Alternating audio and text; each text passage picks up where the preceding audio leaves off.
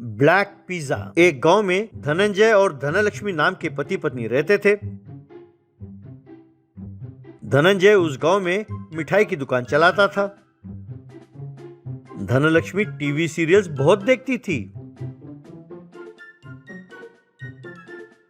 हर रोज खाना बनाने के लिए रसोई में जाती और अपने आप से कहती, आज इस सब्जी को बदलना नहीं चाहिए, उनको ये सब्जी बहुत पसंद है। लेकिन जैसे ही वो टीवी ऑन करती, उसमें सीरियल का टाइटल सॉन्ग चलता। वो अपना सुध बुध खोकर सीधा टीवी के पास चली जाती। यूं कढ़ाई में रखी सब्जी एकदम काला पड़ जाता। घर आकर धनंजय जले हुए सब्जी को देखकर करके रोने लगता।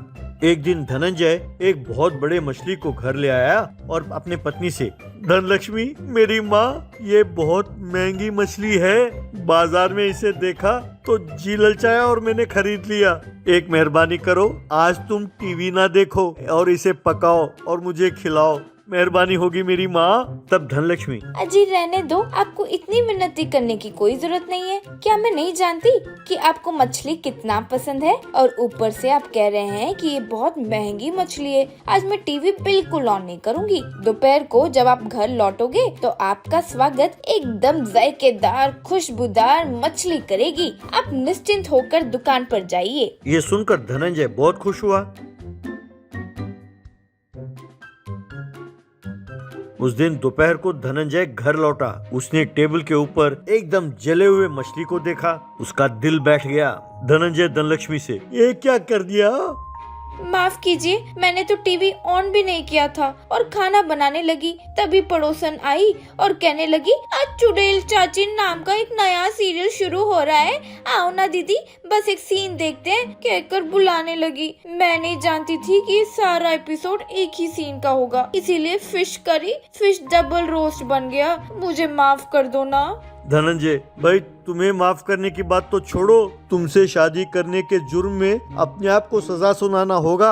अरे भगवान, तुम जानती हो तुम्हारा ये जला हुआ खाना नहीं खा पाता हूँ, इसीलिए अपने दुकान के आधी मिठाइयाँ मैं ही खा जाता हूँ। जब कोई ग्राहक आकर काला जामुन मांगता है, बस मेरे पेट में आग लग जाती है। अब बहुत हो गया, मैं अपनी दुकान बंद करके संन्यास ले लूंगा। मैं जा रहा हूँ, काशी चला जाऊंगा। तभी धनलक्ष्मी, अजय ये क्या, आप तो पागलपंती के सीरियल के हीरो की तरह बर्ताव कर रहे हो। जिंदगी में ऐसे बातें होती रहती है। हमें ये सोचकर कि सब कुछ हमारे भले के लिए हो रहा है, जिंदगी को गुजारना चाहिए, ना कि यूं पागलों की तरह बर्ताव करना चाहिए। आप जरा शांत हो जाइए, शांत। तब धनंजय, अब मैं कुएं में कूदूंगा तभी शांत होऊंगा। मैं तुम्हारे हाथ जोड़ता हूँ मेरी अम्मा। कुछ ही दिनों में धनंजय के मिठाई की दुकान को बहुत नुकसान हुआ और उसे दुकान बंद करना पड़ा। उसके समझ में नहीं आया कि वो क्या करे और घर में चिंतित बैठा था।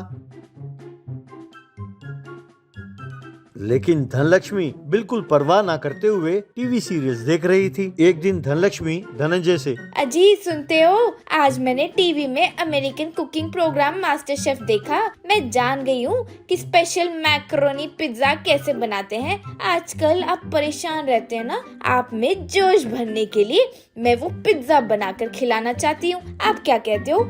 धनंजय, मैं भला क्या कहूँगा, तुम्हारे जले हुए खाना खाने की आदत सी पड़ गई है। अब जले हुए पिज्जा खाने में मुझे क्या तकलीफ होगी भला? बनाओ बनाओ, तुम्हें भला कौन रोक सकता है। थोड़ी देर बाद धनलक्ष्मी ने ब्लैक पिज्जा बनाया। धनंजय डाइनिंग टेबल पर बैठा और अब मुझे ये खाना पड़ेगा। अरे पहले ही मरा हुआ सांप हूँ, मुझे और क्यों मारती हो भगवान। तभी धनलक्ष्मी, अजी ये जला हुआ पिज्जा नहीं है, ये ब्लैक पिज्जा है। आप तो जानते ही हो कि मुझे ब्लैक कलर रास आता है, इसीलिए मैंने ब्लैक पिज्जा कैसे बनाते हैं इसकी विधि सीखी और मैंने बनाया। आप पहले स्वाद तो देखो। कहकर उसके प्लेट में एक पिज्जा रखा। धनंजय सहमा सहमा उस ब्लैक पिज्जा का स्वाद देखने लगा। वो कुछ देर तक बिना कुछ कहे यूं ही बैठा रहा। धनलक्ष्मी, अजी क्या हुआ?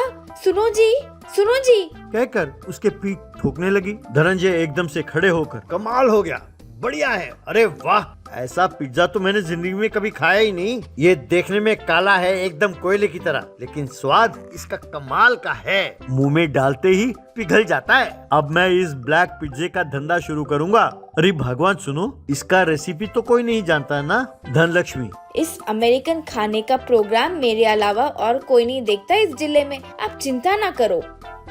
कुछ दिनों बाद धनंजय ने उस गांव में एक पिज्जा सेंटर खोला। धनलक्ष्मी ब्लैक पिज्जा बनाने लगी और धनंजय उन्हें कस्टमर्स को देने लगा। उनका वो ब्लैक पिज्जा खाने के लिए बच्चे और बड़े लाइन लगाने लगे।